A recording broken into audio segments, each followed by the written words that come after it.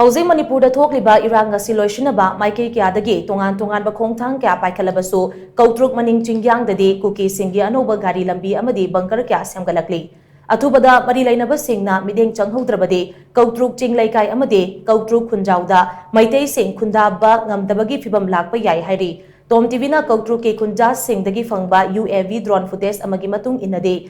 Masing yamlaba khulai achoba paiba Kuki khulai paiba singna Koutruk maning chingthakta Anouba bunker kya saramba amadi khong kya tawthoklaga lanban Shemgatlambagi saktam uba fangki. Mamangda mafam asida Kuki Shingi bunker tara muktamak leirambani adubu nongmanini asida Koutruk maning chingi Kha awang amadi nongpok thangba maikeida Kuki Shingna Anouba bunker kya sajilakpaga loinana khong tawduna chingmangdasu lanban ama chawna Shemgatlakpa Thengnare.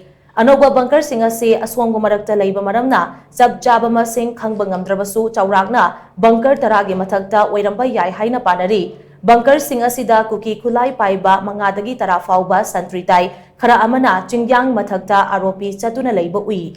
Makoy singa sige makuta AK-47 rifle, insas rifle SLR, M16 na chingba afaba makhalgi khulai paiduna chingthakta area domination tawduna leiri.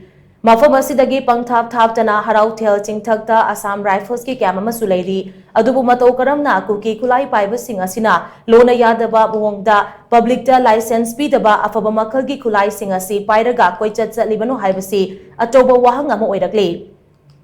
Numidangi matamdasu Kuki khulai paiba singa sina Koutruk Chingdagi Koutruk Chinglaikai rom thangba sarukta kumtharaktuna patrolling chatpagi khudam changdam kyama thengnare. Hana leiramdaba lambi kyama su sajillaktuna Koutruk Chinglaikai ase maikai ahumdagi koisenduna thamba yanabagi lalong ama Kuki Shingna chatharaklabra haibagi achoba singnaba amasu leire hairi.